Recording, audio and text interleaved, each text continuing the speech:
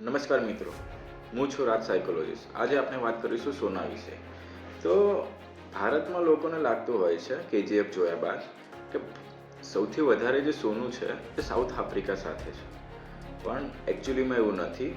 સૌથી મોટું જે સોનાનો ભંડાર છે જે માઇન કરેલું નથી હજી, એ ઓસ્ટ્રેલિયા પાસે છે 12,000 ટન, અને બીજા નંબરે રશિયા આવે છે. ના અમેરિકા જોડે એટલું સોનું છે, ના બ્રિટન જોડે છે, ના જર્મની સાથે છે. અને જોવા જઈએ તો ભારતનું જે હાઉસ હોલ્ડ છે, જે ઘરોની અંદર સોનું છે, એ 24,000 ટન છે. 24,000 ટન મતલબ તમે ગણી લો કે એ 4 ટ્રિલિયન સમથિંગ થાય છે. જેટલી ભારતની જીડીપી નથી એના કરતાં વધારે સોનું લોકોના ઘરોમાં પડેલું છે. પણ આ ભારત દેશને ક્યાંય કામ નથી લાગતું. આપણે હંમેશા સોનું બચાવવાનું ટ્રાય કર્યું છે, ખરીદવાનું ટ્રાય કર્યું, જ્યારે ભાવ આવશે ત્યારે વેચી દઈશું, પણ આ દેશની ઇકોનોમીમાં ક્યાંય ભાગ ભજવતો નથી. અને મંદિરો વિશે વાત કરીએ તો ભારતનું એક પ્રખ્યાત મંદિર છે જેની જોડે સૌથી હાઈએસ્ટ સોનું છે 10 ટન.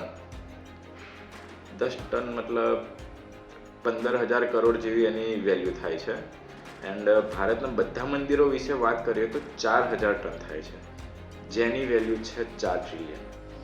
મતલબ સમજો કે આ જે સોનું આપણે ક્યાંય કામમાં નથી આવતું. ઓસ્ટ્રેલિયાની વાત કરીએ તો ઓસ્ટ્રેલિયા જોડે ખાલી 80 ટન સોનું છે રિઝર્વમાં, અને ભારત જોડે છે 880 ટન.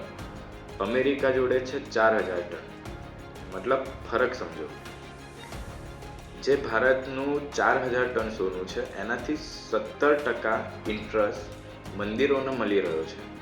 પણ આ 17 મતલબ ગણો કે 15,000 કરોડની વેલ્યુ છે, અને એમાં 17% એટલે કેટલા થાય? તો આટલા બધા કરોડ આવી રહ્યા છે, તો બી મંદિરોના જે પૈસા છે ઇન્ટરેસ્ટ દ્વારા જે સરકારથી મળે છે, બેંકોથી મળે છે, યા તો આરબીઆઈથી મળે, કંઈ બી કહી શકો, આ દેશના હિત માટે કેમ વપરાવામાં આવતા નથી? વિશ્વગુરુ આપણે કેમ બની રહ્યા નથી? સારી હોસ્પિટલો કેમ બની રહી નથી? ખાલી પ્રાઇવેટ હોસ્પિટલ જ સારી હોય છે અને સરકારી હોસ્પિટલ સ્કૂલો સારી હોતી નથી. કારણ કે જે મિનિસ્ટરો છે, આપણા નેતા છે, એ લોકો જ આ મંદિરોમાં દાન કરતા હોય છે, મોટા મોટા બિઝનેસમેન દાન કરતા હોય છે. પણ એ બધા જોડે જે ટેન્ડર પાસ થાય છે સરકારના, એના થ્રુ એ લોકો કરોડપતિ બને છે ને એનું એ લોકો દાન કરે છે. ઇનડાયરેક્ટલી તમારા ટેક્સના પૈસા આ લોકો જોડે જઈ રહ્યા છે, જે ખોટી વસ્તુ છે, દેશના હિત માટે વપરાતા નથી. તો આપણે જાગૃત થવું પડશે અને સારા નેતા સિલેક્ટ કરવા પડશે. અને મારું માનો તો સારા નેતા સિલેક્ટ નથી કરવાના, તમે જ નોલેજ ગેઇન કરીને તમે જ નેતા બનવા માટે આગળ આવો, તો દેશ બદલાશે, આગળ વધશે. બાકી દેશમાં આવું નવું ચાલશે અને દેશમાં કોઈ ઇમ્પ્લિમેન્ટ નહીં આવે. 10 વર્ષ થઈ જશે કે 20 વર્ષ થઈ જશે. ના મોદી કાકા ખોટા છે, ના રાહુલ કાકા ખોટા છે. ખોટા આપણે છીએ, કારણ કે આપણામાં નોલેજ નથી, આપણામાં એવી સ્કિલ નથી, ના સુધી આપણને કોઈ એવું શીખવાડ્યું છે. તો વાંધો નહીં, આપણે જોડે મળીને શીખીશું અને દેશને એક સાચા રસ્તે લઈ જઈશું. ત્યાં સુધી જય હિન્દ, જય ભારત. મળતા રહેજો.